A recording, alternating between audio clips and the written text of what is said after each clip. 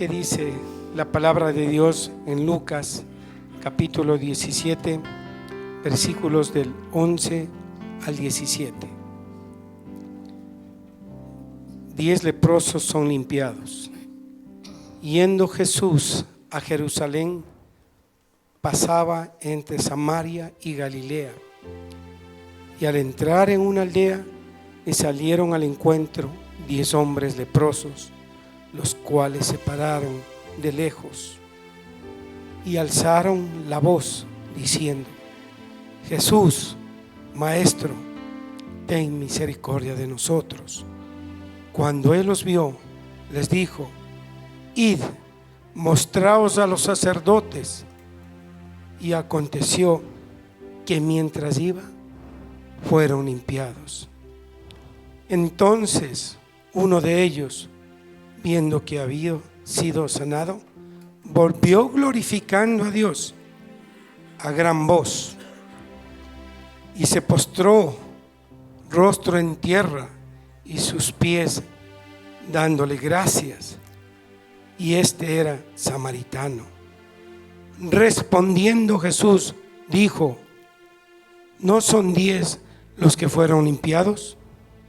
¿Y los 9 dónde están? Padre, Señor mío, Rey mío, tú eres todo para nosotros, Señor. Tú eres nuestro mundo, nuestra vida. Tú eres quien levanta nuestra cabeza cada día, cada mañana, Señor. ¿Cómo no vamos a agradecerte? ¿Cómo no vamos a sentirnos felices si tú estás con nosotros en medio de las pruebas, de las aflicciones, de las tormentas? Señor, te amamos con todo nuestro corazón, con toda nuestra alma, con todas nuestras fuerzas, Señor. Te rogamos que nos des el entendimiento y la sabiduría para escuchar lo que tú quieres decirnos en este día a través de nuestro pastor Cristian. Señor, úngele con tu preciosa palabra y que de él emane lo que tú nos quieres enseñar. Gracias, Padre, en el nombre de Jesús. Amén y amén. Y estamos contentos porque este es el día que el Señor ha hecho, y dice la palabra: me gozaré y me alegraré en él. Amén. Bienvenidas, mis queridas, qué bueno tenerles aquí. Esta es su casa, vengan siempre, siéntanse cómodas, siempre habrá un puesto y les recibo siempre con la alegría que nos caracteriza y con el amor de nuestro Señor Jesucristo. Amén. Amén. Hoy fue leído por nuestro hermano Jaimito esta historia, este texto bíblico, ¿no es cierto?, que habla acerca de 10 hombres que se acercan a Jesús. Y la característica de estos hombres es que eran leprosos, estaban enfermos. La lepra en aquel tiempo era una enfermedad muy estigmatizante dentro de la sociedad, ¿no es cierto? Producía un aislamiento social primeramente, porque aquel que estaba contagiado de lepra tenía que salir de su aldea, de su ciudad, de su pueblo, e irse a vivir en las afueras, aislados completamente de la sociedad. Perdían a sus familias. Sus familias no los podían tocar más, no los podían abrazar más, ni darles la mano. Tenían que salir de sus casas, de su núcleo familiar. Perdían sus trabajos, es decir, lo perdían todo. Cuando el sacerdote venía a alguien y analizaba la piel de un presunto enfermo y caía el diagnóstico es lepra, la vida cambiaba por completo. Eran personas totalmente marginadas, lo perdían todo: familiares, amigos, trabajos, bienes, todas las cosas, todo el núcleo que les rodeaba se perdía con un solo diagnóstico. Entonces era una enfermedad tremendamente estigmatizante, porque además eran considerados ellos como personas manchadas, inmundas. La lepra era considerado como una enfermedad castigo por el pecado. Entonces aquel que contraía la lepra era considerado dentro de la sociedad como un pecador al cual Dios había castigado. Y por lo tanto había también una separación espiritual, que era lo más tremendo de la enfermedad. No solo se separaban socialmente, no solo tenían una separación familiar, sino que tenían una separación espiritual. Y esto era tremendamente un temor que tenía todo hombre y toda mujer en esa temporada, era pues contagiarse de esta enfermedad, que era tan estigmatizante, porque, como digo hace un momento, el momento en que uno recibía ese diagnóstico lo perdías todo. Tu vida cambiaba en un momento, tu vida se terminaba. Esta lepra, este estigma de la lepra, que era considerada como una enfermedad castigo a causa del pecado, pues nosotros la tenemos hoy, pero con el nombre real, que es el pecado. El pecado es lo que nos aleja de Dios. El pecado es lo que nos separa de todo nuestro núcleo, o por lo menos debería ser así si es que el mundo no hubiera normalizado de tal manera este pecado. Ahora, estos hombres que fueron contagiados por la lepra, no solo los 10, sino por ley, aquel individuo que estaba contagiado de la lepra tenía que andar por el mundo proclamando que estaba impuro. Tenía que ir gritando: impuro, impuro, impuro. Si ellos andaban por un valle, no podían entrar a las ciudades, pero si andaban por afuera de la ciudad y se topaban con un peregrino, a la distancia tenía que declarar su enfermedad. Por ley, la ley lo mandaba, para que aquel que se acercaba no se acerque demasiado y dé la vuelta, o el leproso lo evite y se vaya por un lado. Ahora, aparte de ese estigma, de esa separación social y todo, tenían, imagínese usted, que ir declarando y proclamando su impureza, su pecado, su inmundicia. Inmundo, inmundo, por donde sea que ellos fueran. Así se los consideraba. Quizás por esto, algún hombre que iba con lepra iría gritando, vería que venía otro y iría gritando: inmundo, inmundo. Y el otro tal vez también gritaba: inmundo. Y tal vez esa sería la alegría que ellos tenían, que podían acercarse porque los dos estaban en la misma situación, podían abrazarse, podían tener ese toque entre dos humanos que tanto necesitamos, esa afección social. Y seguramente por eso se reunió este grupo de 10 leprosos. Se irían encontrando en el camino, se irían formando un grupo, irían compartiendo sus dolores, sus penas, sus angustias, incluso trucos que habrán descubierto para calmar su dolor, porque el mismo problema los unía. Y este grupo de 10 hombres iban por afuera de las aldeas. Y la historia dice que Jesús, cuando entró a una aldea, estos 10 hombres le vieron y salieron a su encuentro. Lo vieron pasar por ahí y salieron a su encuentro, ¿no es cierto? Y dice que se pararon, ¿qué cosa? De lejos. Tenían tan metido en sí ese estigma social y legal, porque estaba en las leyes, en Levítico usted puede leer que ellos no podían acercarse a una persona, que tenían que gritar de lejos que estaban inmundos, y lo tenían tan dentro de ellos que ellos respetaban eso, y a la distancia, porque dice la palabra que se mantuvieron alejados y levantando la voz gritaron misericordia. Entonces ellos gritan, alzan la voz, gritan esa voz de auxilio cuando ven venir al Señor Jesús. Y pienso yo que muchas veces nosotros estamos en la misma situación, apartados del Señor, y no podemos acercarnos a causa de esa lepra que se llama pecado en nuestra vida, que no se manifiesta en la piel, no se manifiesta en las llagas, no se manifiesta en la deformación de las manos, no se manifiesta en esas llagas supurosas, infectadas, que hasta mal olor traen. No es tan evidente el pecado. Tristemente digo, no es tan evidente, porque sería bueno, porque así nos haría buscar más de nuestro Señor, pero así deberíamos sentirnos cuando el pecado nos aleja del Señor. Y a la distancia, aunque sea como estos hombres, deberíamos gritar: auxilio, Señor, socórrenos, límpianos, límpianos, cámbianos. Naamán, el gran general Naamán, un hombre de mucho poder, también sufría de lepra, pero su lepra no era tan evidente. Pienso yo que no estaba en sus manos ni en su rostro, no lo dice la Biblia, pero sí dice que él mantenía su situación de poder dentro del ejército, y que él era todavía un líder. Por eso pienso que no era tan evidente todavía su enfermedad, pero él sufría con esas llagas. Solamente los más íntimos de su casa sabían que padecía de esa enfermedad. Su sierva fue la que, al lavar su ropa que estaba contaminada, le sugiere que vaya a ver a Eliseo, al profeta de Dios. Y Naamán fue. Pero esta enfermedad, al igual que el pecado, empieza un poco disimulada. No todos la pueden ver, solo los más íntimos, solo los más cercanos. Pero más adelante el pecado se va evidenciando en nuestras vidas. Es algo que solo puede ocultar en un principio, pero luego ya no. Luego ya es evidente alrededor de nosotros. Así que estos hombres eran conscientes de su situación. Ellos la pasaban muy mal, me refiero a los 10 hombres leprosos. Ellos estaban conscientes de su situación, era evidente su enfermedad, estaban aislados socialmente, vagaban por los valles, se habían reunido entre los 10 y era su único consuelo, pero aún así la estaban pasando muy mal. Pero eran hombres que tenían sueños. Seguramente cuando se acostaban y dormían, ellos soñaban con estar limpios, con estar sanos.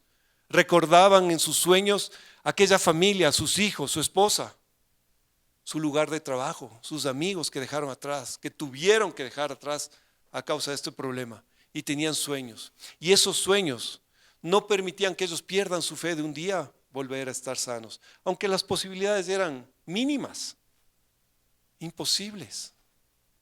La palabra del Señor en Efesios 2:1 dice que Él, Jesús, nos dio vida cuando estábamos muertos en nuestros delitos y en nuestros pecados. Y esa es la fe que tenemos, que aun cuando estuvimos muertos en nuestros delitos y en nuestros pecados, Él nos dio vida y solo Él podía limpiarnos. Y estos hombres, sintiéndose así con sus sueños, no perdieron su fe, y eso es lo que los movió a ver a Jesús cerca, a su alcance, y clamar y gritar y decir: Jesús, Maestro, ten misericordia de nosotros. Ten misericordia de nosotros. Gracias a ese sueño, a esa fe que habían puesto en el Señor. ¿Qué esperaban ellos? ¿Qué cree usted que ellos esperaban? Porque no lo dice la Biblia. Pero metiéndonos un poco en la historia, metiéndonos un poco en el corazón de estos hombres enfermos, estigmatizados, apartados de la sociedad, pero aún con sueños de volver a sus familias, ¿qué creen ustedes que ellos esperaban que Jesús hiciera? Si usted estuviera en esa situación, desesperante, agobiante, casi, sin ninguna esperanza, ¿qué esperaba que Jesús hiciera? Ellos conocían la fama de Jesús, conocían que había hecho milagros, por eso sabían a quién debían acercarse. Yo pienso que ellos tal vez esperaban un abrazo de parte de su maestro, un abrazo de misericordia, de empatía, tal vez un apretón de manos, tal vez que toque sus llagas, tal vez que los lave, que los limpie para ser sanados. Pienso yo, no sé si usted piensa igual que yo, un contacto afectivo, una palabra amorosa, una palabra de paz que les traiga consuelo. No sé, tal vez yo hubiera esperado eso. Pero lo que Jesús les responde a mí me llama la atención. Porque Jesús, oyéndoles y viéndoles en esa situación miserable en la que están, decide probar su fe.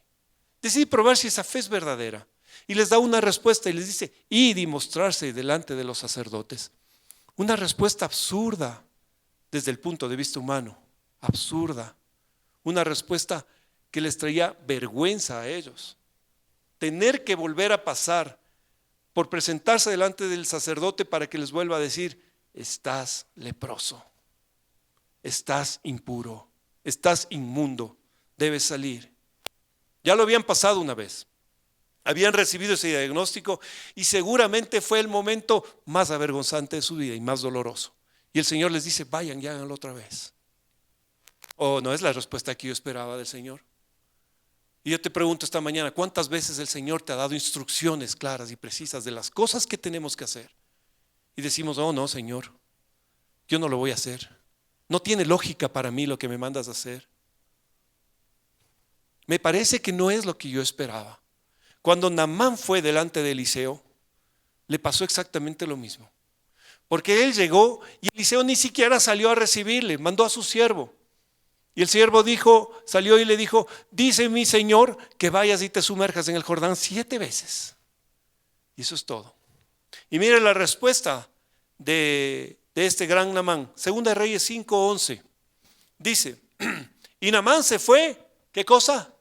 Enojado. ¿Cuántas veces nos enojamos por las instrucciones que Dios nos da? Oh, no, Señor, esto no es lo que yo esperaba. Y Naamán se fue enojado, diciendo, he aquí, yo decía para mí, yo pensé, yo me imaginé que el Señor iba a resolver mi situación de tal o cual manera, y no que me iba a decir lo que me ha dicho que haga. Yo decía para mí, saldrá el profeta, el hombre de Dios, Eliseo, y estando en pie invocará el nombre de Jehová su Dios y alzará su mano y tocará el lugar que estaba enfermo, y sanará la lepra. ¿Cuántos somos como Naamán? Tomamos la decisión de venir delante de Dios para poner nuestra situación delante de Él, nuestro pecado se lo presentamos a Él. Pero venimos con un plan estratégico. Y decía yo y pensaba yo me imaginaba que Dios saldrá y me hablará y me abrazará y me contestará ese mismo instante y brillará la luz alrededor. No sé cuántas veces nos hemos imaginado un plan, pero el Señor tiene otro plan, otro pensamiento y otra forma de trabajar con nosotros. Y Él solamente te da una instrucción que parece ilógica, absurda, avergonzante, humillante muchas veces. Por eso Naamán responde y dice, Abana y Farfar, ríos de Damasco, 2 ríos de Damasco, de donde él venía, ¿no son mejores que todas las aguas de Israel? Me mandan a lavarme en el río Jordán. Es como que el Señor te diga, ve y sumérgete en el Machángara. Señor, yo soy el gran Naamán, el gran general de los ejércitos, y me mandas a sumergirme en ese río. Él tenía otro plan en su cabeza y se enojó demasiado. Y comparó a sus ríos que eran más limpios y dice, no son mejores que todas las aguas de Israel. Si me lavare en ellos, ¿no seré también limpio? No, porque ese no es el plan de Dios. Ese no es el plan de Dios. Y se fue enojado, dice la palabra. Se volvió y se fue enojado. Muchas veces nos ocurre eso. Cuando yo estaba preparando este mensaje pensaba, ¿cuántas veces he sido Naamán? Que he venido delante de Dios, que he puesto mi situación, le he pedido misericordia, he clamado misericordia y la respuesta de Dios no ha sido la que he esperado. ¿Cuál va a ser mi reacción? Eso es lo que yo quiero preguntar en esta mañana. ¿Cuál va a ser tu reacción ante la respuesta de Dios? Porque sabemos que tenemos un Dios que escucha. Él tiene oídos y oye. Él está atento a nuestro clamor. Y tenemos un Dios que responde, se inclina delante de nosotros y nos responde. ¿Y qué pasa si la respuesta no está de acuerdo con tu plan? ¿Qué pasa? ¿Vamos a hacer como Naamán? ¿Vamos a enojarnos? ¿Qué vamos a hacer? Es una pregunta retórica para que usted la analice. Pero estos 10 hombres leprosos, a los que el Señor les dice, id y mostraos delante de los sacerdotes, no les dice, pobrecitos, mis chiquitos, sé cuánto han sufrido, yo he estado con ustedes en sus noches de dolor, yo he recogido todas tus lágrimas. No les dice nada de eso. Les dice solamente, id y muéstrense delante de los sacerdotes. Y ellos habrán pensado en su corazón, ya lo hicimos, Señor. Vamos a pasar otra vez por la vergüenza. ¿No nos ves? ¿No es evidente en nosotros la lepra? ¿No ves nuestro sufrimiento? Podían haber pensado ellos, pero ellos toman una decisión. Y esa decisión es obedecer sin cuestionar a Dios. Porque dice la palabra que ellos dándose la vuelta se fueron. Se alejaron, no reclamaron. Ellos no dijeron, Señor, no, ¿estás seguro? Pero primero límpianos para después ir. Para que después el sacerdote testifique que estamos limpios. Pero límpianos, tú toca nuestras llagas. Di una palabra, aunque sea, de sanación. Pero ellos obedecen, se dan la vuelta y eso se llama fe. Y fe en práctica. Porque una cosa es tener fe y otra cosa es tener la fe en práctica. Se dan la vuelta y caminan. Y dice la palabra que en lo que iban se fueron sanando. Y eso es maravilloso. ¿Se da cuenta usted lo que ellos habrán sentido? Mi hermano, obedecer a Dios llama al favor de Dios sobre tu vida. Cuando nosotros obedecemos, el favor de Dios se posa sobre tu vida, cosas grandes ocurren.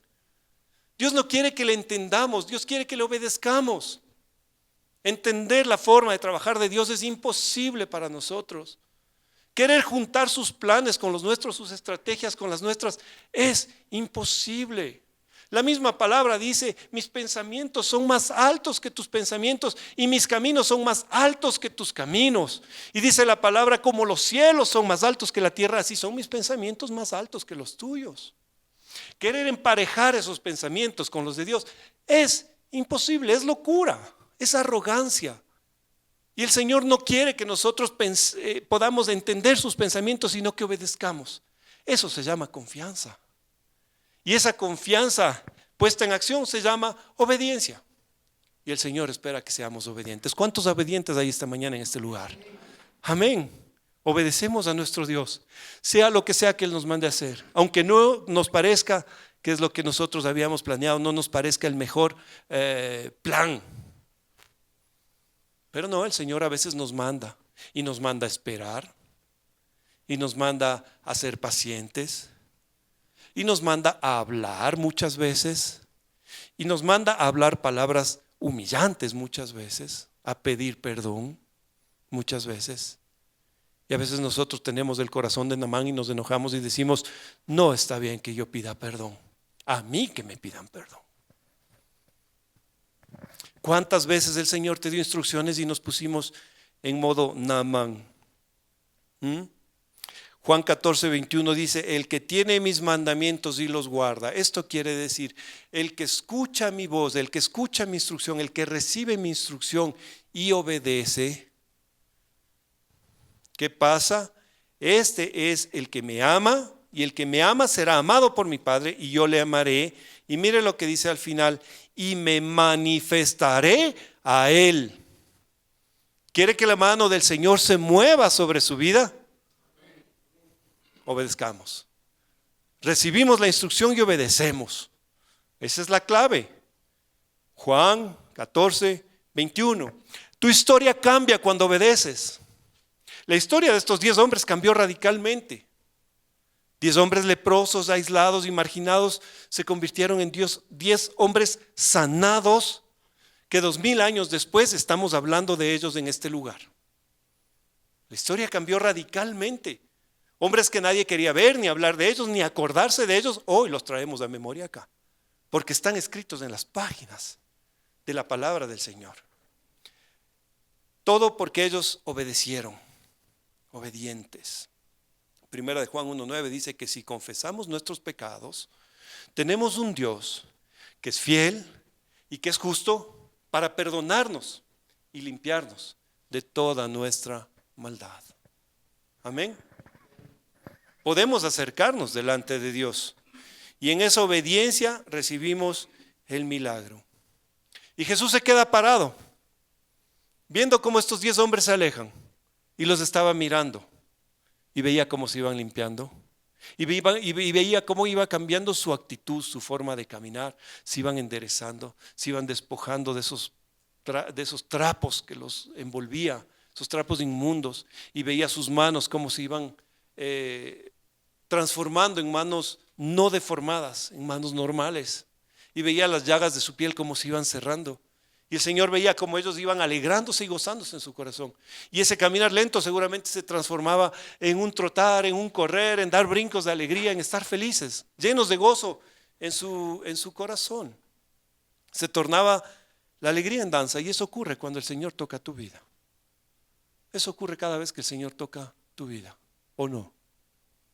¿Está de acuerdo conmigo? Pero la palabra dice, y aquí es a donde quiero llegar, que solamente uno de ellos regresó para postrarse, dice, rostro en tierra, a los pies del Señor Jesús, para dar gloria a Dios y para dar gracias. ¿Cuántos agradecidos hay en este lugar? Amén, gloria a Dios, gloria a Dios. Para dar gracias. Solamente uno de ellos, de los que habían sido sanados. Y es interesante que solamente uno entre 10 estuvo dispuesto para regresar a dar gracias al Señor. Es interesante, porque todos tuvieron sueños. Todos habían soñado con ese día que serían sanados. Todos en sus sueños querían regresar a sus familias, abrazar a sus hijos. Tenían prioridades en su vida. Pongámonos un poco en el papel de ellos, de aquellos hombres leprosos. No sabemos por cuántos años o tiempo habían vagado con esa enfermedad. Cuánto tiempo no habían visto a sus familias. Cuánto tiempo no habían entrado a su casa. ¿Cuánto tiempo no habían visto a sus cónyuges, a sus hijos, a sus amigos? Y querían correr a abrazarlos. Yo creo que sería lo más lógico, ¿verdad?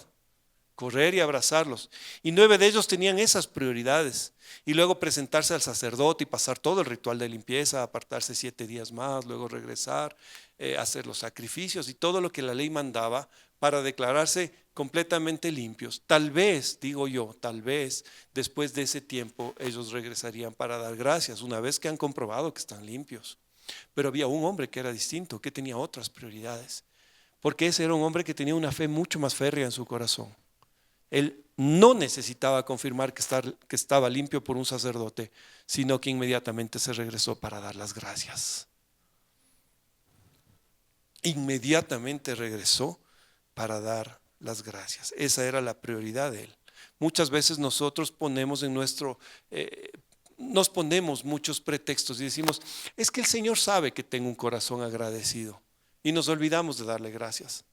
Nos olvidamos de decirle todos los días, gracias Señor, gracias por lo que estás haciendo, gracias por la vida que me has dado, gracias por el pan que pones en mi mesa, gracias porque esta mañana me levanté teniendo un techo sobre mi cabeza y una cama donde recostarme. Gracias Señor porque me has dado pies para venir hasta este lugar para escucharte hablar. Muchas veces nos olvidamos de dar gracias y decimos, pero el Señor sabe que tengo un corazón agradecido, pero el Señor sabe que yo lo amo, el Señor sabe que yo estoy siempre agradecido con Él. Después iré a agradecerle. Ahora tengo que hacer algo que es importante, pero siempre estoy con el Señor y después por la noche iré y le agradeceré. ¿Cuántas excusas nos ponemos? Pues son solamente excusas. El versículo 17 dice, respondiendo Jesús dijo, ¿no son 10 los que fueron limpiados? ¿Y los 9 dónde están? Hace 2 preguntas retóricas. Él no esperaba respuesta de aquel samaritano que regresó, pero él pregunta para nosotros. Yo limpié 10 y solo 1 regresa. ¿Dónde están los otros 9? ¿Qué era más importante? Está preguntando el Señor. ¿Qué era más importante que venir a agradecerme? ¿Que venir a dar gloria a Dios? ¿Acaso había algo más importante? Los acabo de sanar, acabo de transformar sus vidas, acabo de cumplir sus sueños, los estoy reintegrando a una sociedad, van a ser bendecidos, su historia va a estar en los libros por toda la eternidad, van a hablar de ellos, pero no van a agradecerme. ¿Qué podía ser más importante que lo que acabo de hacer? ¿Dónde están esos 9? ¿Dónde están esos 9? ¿Qué es más importante que darle gracias a Dios? Y dice el versículo 18, no hubo quien volviese y diese gloria a Dios, sino este extranjero. Y ahí quiero que nos detengamos en esa palabrita, este extranjero. Cuando yo estaba leyendo esta historia una vez más, me llamó la atención que aquel único que vino era un samaritano, un extranjero. Ese hombre no estaba atado por la ley. Ese hombre no era, en otras palabras, de la familia. Ese hombre no era un hijo de Dios. Podríamos comparar ahora con una persona del mundo, un impío, que regresa a dar gracias a Dios por el regalo recibido, por el milagro recibido. ¿Por qué ese hombre sí fue capaz de regresar y los otros 9 no? Solo el extranjero regresa.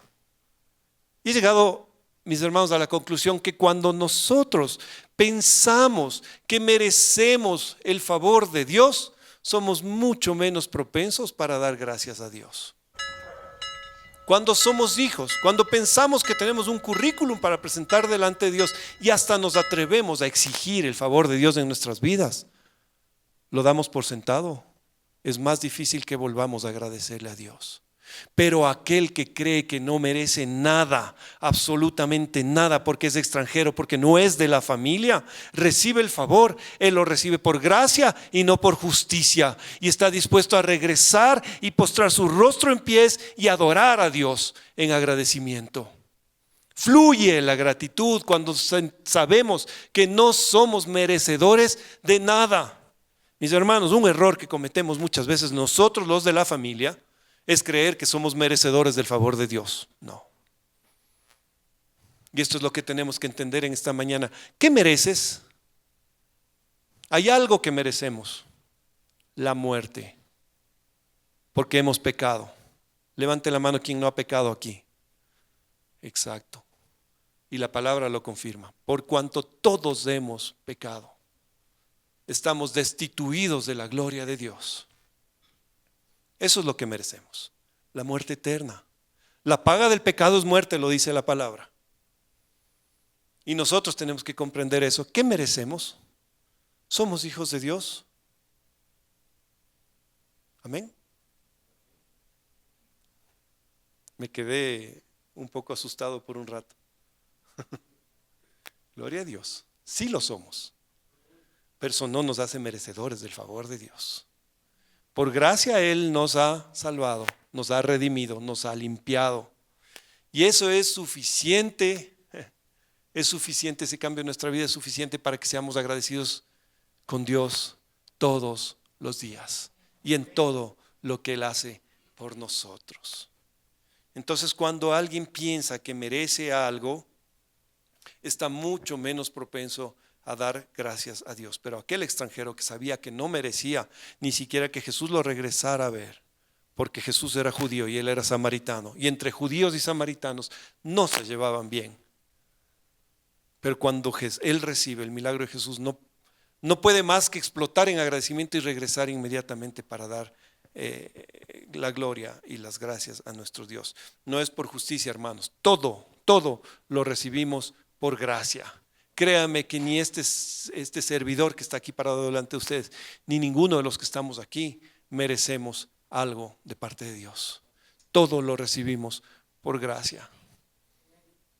Y por eso tenemos que tener ese corazón agradecido, pero agradecido en acción, llegando todos los días para decirle al Señor: gracias, gracias Señor mi Dios, gracias. El Señor no respondió a este uno samaritano que regresó a agradecerle. No le dijo: no era necesario que vengas, yo sé que estás agradecido, yo me alegro que estés sano, pero anda, ve, tú tienes tus prioridades, anda a ver a tu familia, anda a abrazar a los tuyos. No le dijo nada de eso. Más bien el Señor hizo esas dos preguntas: ¿dónde están los 9 que sané? Solo uno ha regresado. Dios espera nuestra gratitud de nosotros. Está demostrado en la palabra.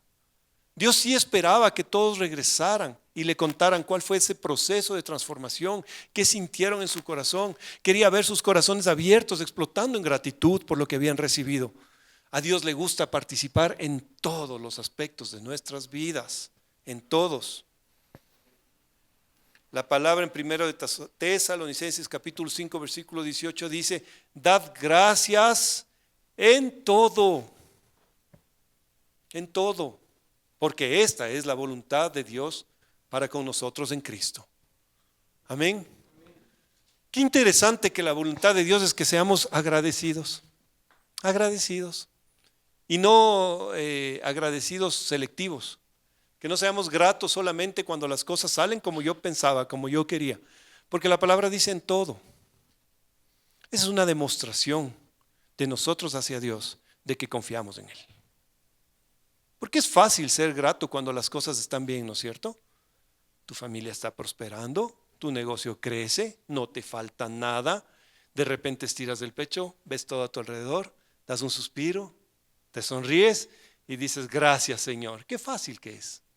Pero cuando las cosas no van bien, cuando viene la enfermedad, cuando viene una quiebra, cuando viene la necesidad, cuando el dolor está golpeando la puerta de tu casa, ay, no es tan fácil, ¿verdad? Pero la voluntad de Dios es que estemos agradecidos en todo. Porque cuando damos gracias en medio del dolor, estamos diciendo: Señor, yo confío en ti. Señor, yo confío en ti. Por nada estéis afanados, dice Filipenses 4:6. Por nada estéis afanados, sino sean conocidas todas vuestras peticiones delante del Señor, en todo ruego y con acción de gracias. Amén. Aun cuando estamos ansiosos, aun cuando nos arrodillamos y clamamos y ponemos delante del Señor, siempre el Señor dice: con acción de gracias, porque confías en mí. Porque confías que mi mano está sobre ti, porque confías que soy Dios soberano que puede cambiar tu situación. con acción de gracias. El Señor le gusta un corazón agradecido. Le gusta un corazón que pueda decir en medio de la situación difícil o adversa o simplemente alejada de lo que nosotros, de nuestros planes, que en esa situación podamos decirle gracias. Yo tuve un cliente que por muchos años me alquilaba el sótano de mi casa, literalmente el sótano de mi casa, y puso unas muestras geológicas. Era una minera que había hecho muchas excavaciones en el oriente y había puesto en sacos tierra. Entiendo que había oro en esa tierra, pero para mí eran sacos llenos de tierra y necesitaban embodegar en algún lugar, y por esas cosas que hace Dios que uno no entiende, fueron a caer a mi propiedad y me dijeron: ¿puedes guardarnos nuestras muestras?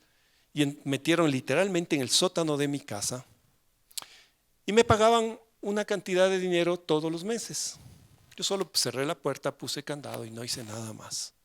¿Se imagina qué bendición? ¿Cuántos quieren tener tierra bajo su casa y que te paguen por eso? Diga amén, declárelo, porque puede venir. Yo decía amén, gloria a Dios. Y no era poco. La pensión de uno de mis hijos se pagaba todos los meses por la tierra que pusieron debajo de mi casa.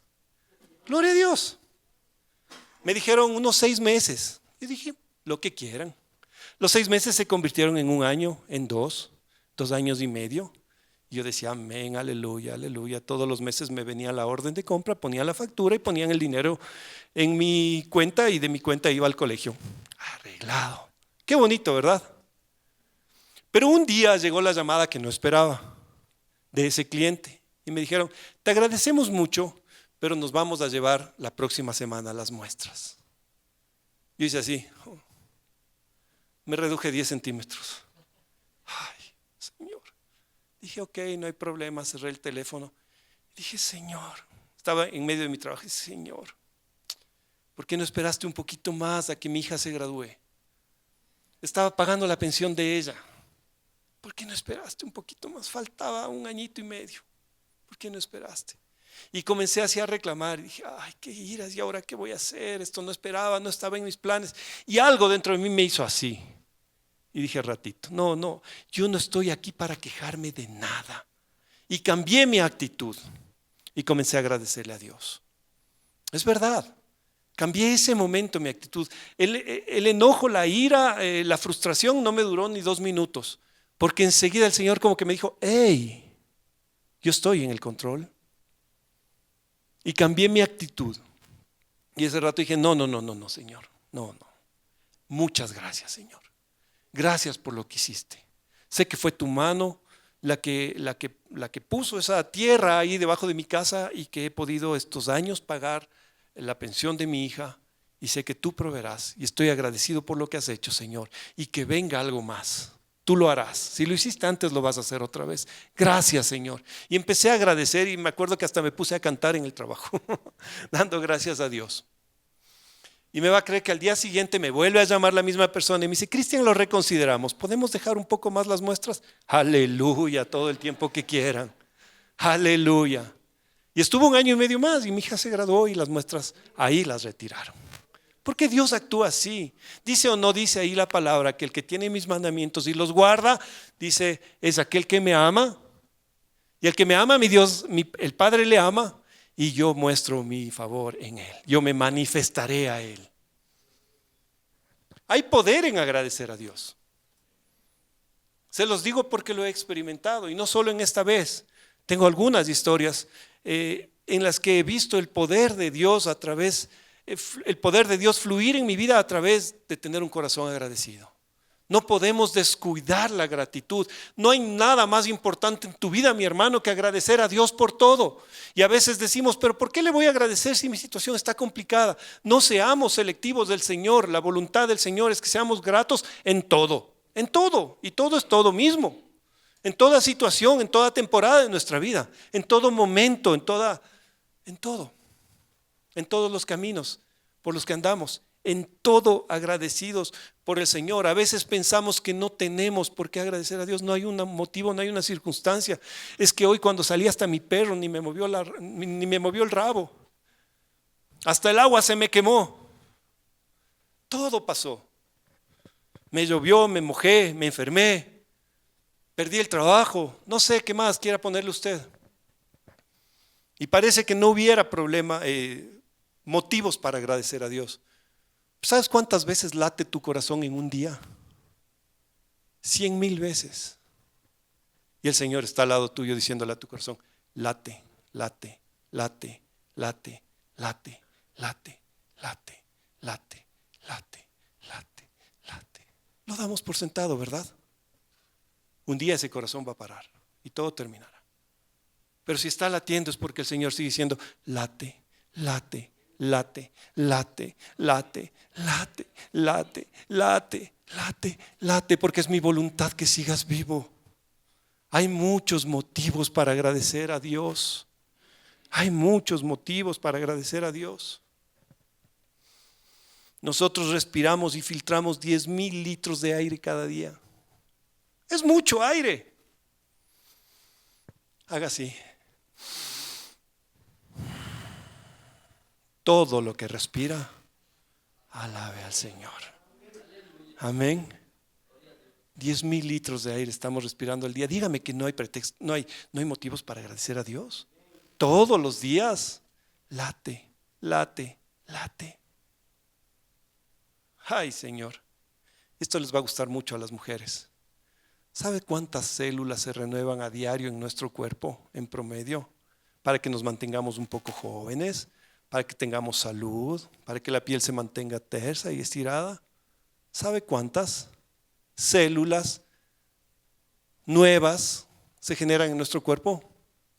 300,000 millones de células al día. Y eso no es una obra de una explosión, de un Big Bang. Esa es la obra de la mano de Dios sobre nuestra vida, que está controlando todas las cosas. Todas las cosas. El Señor no está generando 300,000 millones de células nuevas en tu cuerpo para que tú estés triste y desagradecido con Él. Este es el día que el Señor ha hecho, me gozaré y me alegraré en Él. Así dice la palabra. Este es el día, no importa las circunstancias que nos rodeen, no importa si son buenas o malas, eso es pasajero. Pero este es el día que el Señor ha hecho para que estemos felices, gozosos y agradecidos con nuestro Dios. Mi hermano, no podemos olvidar todos los días darle gracias a Dios por todo lo que hacemos. Hoy tuvimos un desayuno y si no tuvimos tendremos un almuerzo, ¿verdad? Hoy descansamos, nos despertamos en nuestra cama. Hoy tenemos una familia que nos quiere. Hoy tenemos muchas cosas para darle gracias a Dios. Aún cuando no hay energía eléctrica, ¿podemos dar gracias a Dios? Por supuesto que sí. Pero cuando pensamos que merecemos su gracia, entonces damos por sentado la salud, la alimentación, la provisión de todas las cosas. Mi hermano, no merecemos nada de eso. No lo merecemos. Todo es por gracia de nuestro Dios, porque Él nos ama. Todo lo que somos, todo lo que tenemos, es por nuestro Dios. Demos gracias a Dios. El tema de esta mañana es estar agradecidos en todas las cosas. Tener un corazón agradecido delante de Dios. Ser ese uno entre los 10 que Dios tocó, pero el uno, solo el 10%, mi hermano, esta es una estadística. Solo el 10% regresan para dar gracias a Dios. Y ese 10% principalmente es gente que siente que no lo merecía. Seamos de ese 10% que agradan a Dios. Jesús les dijo: ¿dónde están los otros 9? ¿Dónde están? ¿Por qué no regresaron a darme gracias? ¿Por qué no regresaron a dar gloria a Dios? ¿Qué era más importante, mi hermano? ¿Qué es más importante que dar gracias a Dios? ¿Qué es? Hoy es un buen momento para agradecer. No tenemos que esperar al día de mañana. No tenemos que esperar el mejor trabajo. No tenemos que esperar que la refrigeradora esté llena. No tenemos que esperar a estar sanos para agradecer a Dios. Hoy es el día que podemos dar gracias a Dios. Fíjese una cosa, cuando el Señor dijo: yo soy el gran yo soy, ¿lo dijo o no lo dijo? Lo declaró acerca de sí mismo, ¿no es cierto? Fíjese una cosa, el Señor nunca dijo: yo soy el gran yo fui. Ni tampoco dijo: yo soy el gran yo seré. Él dijo: yo soy el gran yo soy. Hoy día, en el presente, este es el día en que el Señor está mostrando tu favor para tu vida. Si tú no lo crees, no lo recibes, pero si lo crees, dale gloria a Dios. Dale gloria a Dios y recíbelo. Decláralo, agradécele al Señor. Aun cuando tus ojos no lo vean, un corazón que está agradecido lo está recibiendo. El gran yo soy está a tu lado. Está moviendo su mano a tu favor. Hoy día. No mañana, mañana no interesa. Tal vez mañana no lleguemos. Pero hoy lo tenemos, hoy estamos aquí. Y el pasado quedó atrás. No tenemos que mirar atrás. Tenemos que disfrutar el hoy. El Señor Jesús muchas veces dijo, el que tenga oído para oír, ¿no es cierto? Oiga lo que dice el Espíritu a la iglesia. Oiga lo que el Espíritu está hablando hoy a tu oído. Y muchas veces todos nosotros tenemos oído, ¿no es cierto? Unos oyen más, otros oyen menos, pero todos estamos escuchando y tenemos un oído para escuchar. La pregunta es, ¿qué estamos escuchando? Cuando el Señor dijo, el que tenga oído para oír, parecía que estaba redundando, pero nos estaba enseñando que Él ha puesto un oído en nosotros para escuchar su voz y no la voz del mundo. ¿Qué es lo que estamos escuchando? ¿Qué es lo que nos mantiene entretenidos y desocupados que no nos permite acercarnos a Dios en gratitud? ¿Qué es? ¿Las voces del mundo? ¿Las tantas bullas que nos rodean? ¿Las voces del enemigo que te dicen no puedes, no tienes, estás perdido, tu situación no tiene esperanza?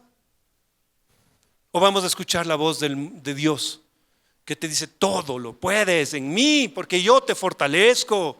Esa voz que dice diga el débil, fuerte soy, declárelo.